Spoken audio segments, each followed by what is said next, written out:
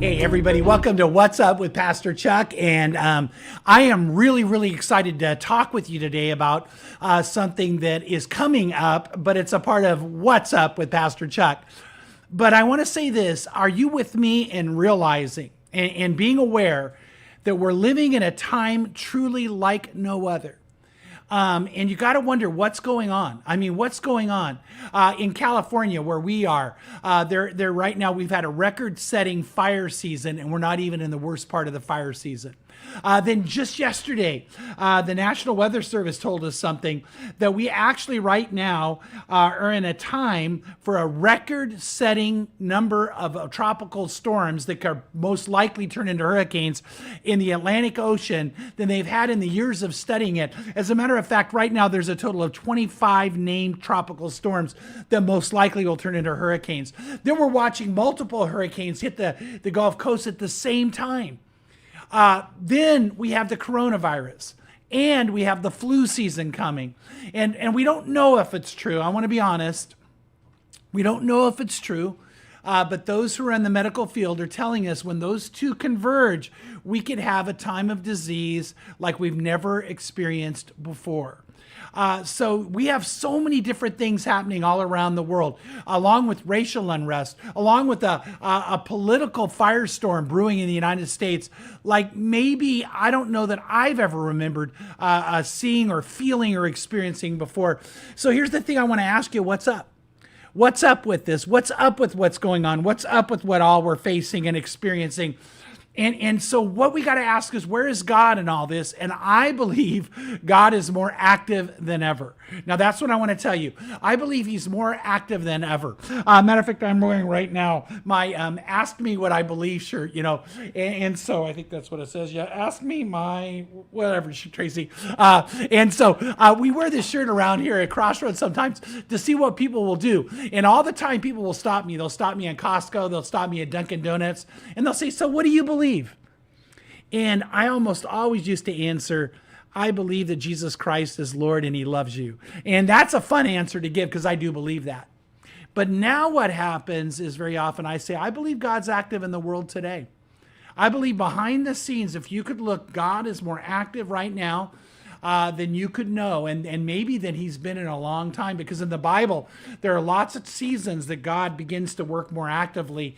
And I think right now we're in one of those. So I want to have you think about that. I want to have you think about what's going on. Actually, saw Job 37 verse 5 says this: God thunders with his voice wondrously, doing great things which we cannot comprehend. So God right now is doing great things that we cannot comprehend. And so I believe God is more active than ever. I remember back when I was doing Next Gen ministry, there was a young college guy that I loved. I love this guy, and he was an atheist. And so what happened is he asked me that question, what do you believe? And we began to talk about it. And then he looked at me and said this. He said, how could a loving God, or how could there be a loving God with so much evil in the world? So much pain, so much hurt, so much violence. And I paused. And I just kept thinking, Lord, what do I say to this young guy? Because I really do care about him. And I looked at him, and I asked him a question before I gave him an answer. I said, why do you believe God's loving? Why is your presupposition that there's a loving God, that if there's a God, he's got to be loving?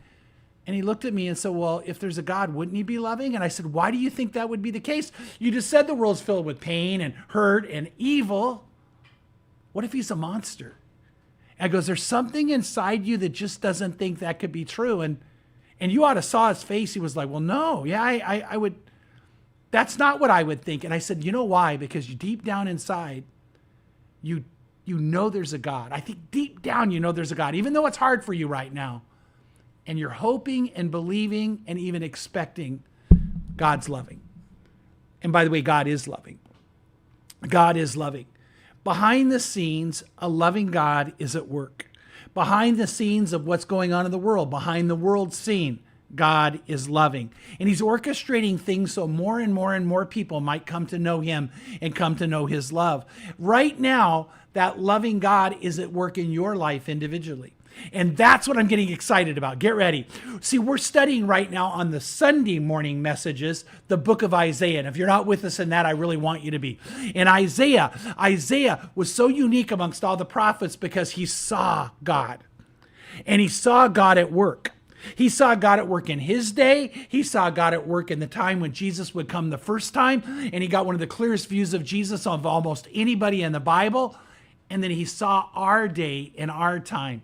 And I'm going to be sharing things in the coming weeks out of Isaiah that you're going to go, oh my, he's talking about us, because he is. Then he also sees the second coming of Christ, and he sees what we call the millennial reign of Jesus, where Jesus reigns for 1,000 years. And Isaiah said he saw it. Most everything in Isaiah was a vision he saw. And so what would happen in parts of Isaiah that I'm hoping you understand as we study this and as you read it, and if you have our journal, as you do the journal, is you see that Isaiah might have been looking at, for instance, the king of his day, Ahaz, and he's looking at him, but it's almost like he looks out in that very moment and he sees Jesus, and Ahaz and his current day fade away. And he can see what God is doing behind the scenes. Behind the scenes. So what is God doing in your life behind the scenes? If you were watching a TV show or you're watching a movie, what you're going to see is not behind the scenes. They're only going to show you the scene. And so you'll see the actors acting. You'll see the interaction. You'll see the battle being fought. But if you look behind the scenes, you see a director. And the director's directing the action. The director is telling the different people what to do. He might be calling for lights at this scene, and he might be calling for sound to go at this moment, and for the explosion to happen over here, and for the actor to face the camera, and to show a particular kind of emotion in the moment, and for the person to look a certain way, and for this person to enter on sequence at this time. And what we see is just the scene. And behind the scenes, there's the camera people. Behind the scenes, the sound people. Behind the scenes, the special effects people. Behind the scenes, the villain who's about to enter. Behind the scenes, the director who's directing. And right now, what I'm trying to get across is, if you could see behind the scenes in your life, you would see God is orchestrating things for you, directing things for you, doing things for you. And so now, not this Wednesday, but a week from Wednesday, we're going to go into a fairly long series called Behind the Scenes.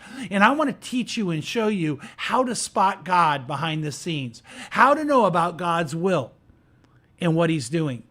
Let me give you more of the theme verse of behind the scenes. It's Jeremiah 29, 11 and 12 and 13. Actually, in 14. And it says this: "For I know the plans that I have for you, declares the Lord, plans for welfare and not for calamity, to give you a future and a hope. Then you will call upon me and come and pray to me, and I will listen to you. You will seek me and find me when you search for me with all your heart. And I will be found by you, declares the Lord. And I will restore your fortunes, and will gather you from all the nations and from all the places where I have driven you, declares the Lord. And I will bring you back to the place where I sent you in exile." Now, God is talking to the nation of Israel, and he's talking about a time they'd be scattered and God will bring them back. Why? Because God would be working in the moment, and God would be working behind the scenes to make that happen. But God gives a promise to them, and this promise is for us also. And God said, "For I know the plans I have for you, declares the Lord." The word plans is a very interesting Hebrew word. It means to plan. It means to instruct. It means to direct. But the root word, that root of that Hebrew word, means to weave or to interweave. Now, why is that important? Because God says this. God says, not everything that happens is my will. We're going to study that in depth. See, a lot of people act like, well, somehow everything is God's will. No, lots of what happens is not God's will. Lots of what you have personally done was not God's will. Think about it. You've done things that you know God would not want you to do, would not be his will for you to do. God gave you free will so you could do that. And we're going to actually study in behind the scenes how free will and God's sovereign will interact together. It's really cool. But God says, not everything that I do, not everything that you do, not everything that's been done to you, not everything that's occurred is God's will. But God says it is his will to weave his plans in the midst of all that's happening. And when you love him and you commit your life to him, Romans 8:28 comes into play, where God says, I cause all things to work together for good for those who love God and those who live their lives according to his purpose. So he doesn't cause all things. That's not what Romans 8:28 says. It says he causes all things to work together for good. So we're going to study how God is working behind the scenes to make your life better, to make your life more purposeful, to bring good things into your life. And so God will interweave his will into all that is happening and all your interactions. By the way, it's very complex. The world's very complex.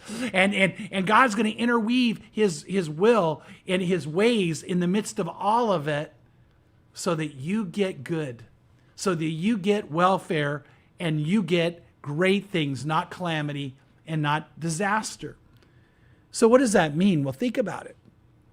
God can interweave in the midst of everything that happens, his love, his care, his grace, his purpose, his glory, his joy, his peace, even at times when you're suffering hurt and you're suffering pain and you've committed sin. And you know what that might be? It might be like the dark areas of a tapestry. Now, think about a tapestry. A tapestry is a huge, huge piece of artwork, or it's a rug or something like that has all these strings that interweave. And then you could see design in it. What's so interesting about a great tapestry, though, is there's dark areas of the tapestry that have dark strings. Those are not God's will. Then there's the brighter or the more colorful parts of the tapestry. Now, don't miss this. This gets really good to me. I don't know about you. Hopefully it gets good to you. The brighter strings, more colorful strings, come together to make an incredible picture, and all of the dark areas of the tapestry make the bright areas or the colorful areas stand out more. So in my life, I have sin, but in God's will, he interweaves grace in the midst of it that makes it stand out more, and it's more incredible and more amazing and more breathtaking because God does something wondrously even with my failure and pain. I've had times that I've been hurt by somebody, and God will interweave his love and his healing in the midst of that, and it becomes more meaningful and more incredible because of what he does. You see, the dark areas of our life that are not God's will allow the bright areas of our life and the beautiful areas of our life and the majestic areas of our life to stand out, because that darkness looks dark, but the light looks light, and the light is brighter, and the light is more incredible because of what God does. And I want to teach you on that. I want to show you. It's not something we could cover in a moment or even in one sermon, but we're going to talk about the fact that God has a sovereign will. But God's sovereign will allows free will, where you can actually do what you choose to do. And yet God in all his sovereignty takes into account everything you'll do and everything I'll do. Then God has a plan. God has a plan that if you follow that plan, you're going to experience things that you can't imagine. Not always easy, but always incredible, always good. By the way, if you were to look at a great scene in a movie or a great story, there might be times of challenge and times of conflict. But behind the scenes, the director's working to bring about the happily ever after ending for you, that a moment of victory for you, that time of love for you, that time of joy for you. And God's doing all that. So standing with that young guy, and I asked that question, why do you think that if there's a God, he has to be loving? He said, somehow deep inside, that's got to be true if there's a God. And I said, the good news is there is a God, and he is. And that God is working on your behalf. That God is doing things on your behalf. That God behind the scenes is doing amazing things. So I want you to know that that's occurring. I want you to know he's orchestrating things for you, even when you may not do the right thing. I'll give you an example of a couple I know. And actually, I knew the girl before I knew the guy. But what happened is she had been a part of our Next Gen ministry, and she graduated from college, got a really good job, and the first snow hit here in California, and her friend said to her, "Come on, you got to go snow skiing with us." And she was like, "I can't. I just got this job, so I can't take off." And they go, "Come on, you got to go with us." And by the way, she's a Christian. She's born again Christian, on fire for the Lord. But her friends pressured her. And she gave in. And she gave in and called into work and said she was sick. Was it God's will for her to do that? No. No, it's not. She lied. And it's not ever God's will for you to lie, because God is a God of truth. So she goes snow skiing, and on the, I don't know, second, third, or fourth run down the mountain, she goes down hard and breaks her leg. Can you imagine? She's laying there in a very painful moment. But what hurt her more than her leg is the realization that when she went back to work, they'd go, "How did you break your leg?" Because she called in sick, and she would be caught. I mean, she's going to be outed for lying, probably lose her job, most likely lose her job. And so they had to take her down the run. An emergency rescue. She had to be taken in an ambulance to the hospital, which, by the way, is going to hit her insurance now that she had just gotten. And she's laying in the emergency room just thinking, "God, I blew it. I really blew it." And in the emergency room walks this really good-looking guy. He happens to be her doctor, and he walks over and he goes, "You look like you're in a lot of pain." And she actually looked at him and she's crying. And she said, "No, I just am so afraid." And she tells the whole story. And she begins her story this way: "I'm a Christian, and I lied at work. And I told him I was sick, and I went snow skiing, and now I think I'm going to lose my job. And I just went to college and just got this great job. And I'm a Christian. And what kind of a witness am I?" And the doctor starts to laugh, and he goes, "Hey, I'm a Christian too, and I just moved in the area." He had just come here to basically actually do his residency. And he goes, "What church do you go to?" And she told him. And he goes, "Well, I'm looking for a church." She goes, "Well, my church is a great church. You probably can't tell from what I'm doing." But she ends up inviting him to church. And he said, "You know what, I'll go because I don't want to go alone." So he even was willing to commute to be with her at church. By the way, I think I mentioned doctor and good looking. So anyway, what happens is she ends up, going through getting her cast and all those things. And she goes into work early to admit to her boss what she had done. She totally confesses. She talks about how that's not really in her nature or character. Her boss says, "Well, I'm going to have to write you up, but we're not going to fire you. We're not going to let you go." He said, "But I hope you've learned from this." And she said, "Oh, I have. And she thought about a verse in Numbers that actually says your sin will find you out. And she felt like God was working behind the scenes to expose her sin, to discipline her so she wouldn't do that again. Well, then the doctor ends up going to church. He did. He was true to his word. He ends up meeting her at church. They end up having a really great friendship. And through their friendship, they end up getting closer. They end up falling in love, and they end up having a great relationship together. And here's the thing I want to point out. Behind the scenes, God was interweaving. Behind the scenes, God was going to expose her sin, but he was going to even take what she had done and use it for her good by allowing her to meet this incredible guy who happened to be a doctor, who happened to be on fire for the Lord, happened to need a new friend in the area. He needed a church, and God, in the midst of all that, brought all this good. God does that. He does wondrous things we can't imagine.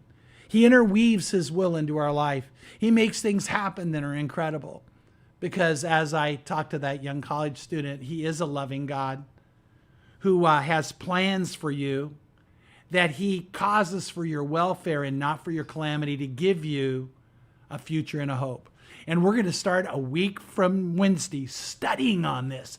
And you're going to begin to see how you can spot God behind the scenes, how you can experience what God's doing and be aware of his direction better, how you can begin to take biblical steps to know God's will for your life. So when you have any decision to make, any plan to come up with, you can know what God would want you to do. And so we're going to teach on the will of God, the general will of God, the specific will of God, the sovereign will of God, how God's will is to give you free will, how God takes even the failure in your life and turns them for good, how God turns trials and times of challenge and times of brokenness and turns good things out of that. We're going to study all that. So we're going to go deep into the theology of the will of God and how a loving God brings so much good into your life, because he does. He does. So I can't wait to study on that with you. So what's up with Pastor Chuck is this. What's up? Behind the scenes, God loves you. God's working for you, and I can't wait for you to understand better how God does this, what he does, why he does it, and how you can actually spot his working quicker. And you can hear his voice, how you can tune into his voice more. Super excited for that series. I hope you invite people to watch with you. Don't just watch alone. Invite people to watch with you and get ready to experience the God who's working for you behind the scenes. Hey, you have a great week. I can't wait to be with you, to share these things with you. And again, never watch alone, always watch with someone else. And I can't wait till we share that time together. God bless you guys and have a great week.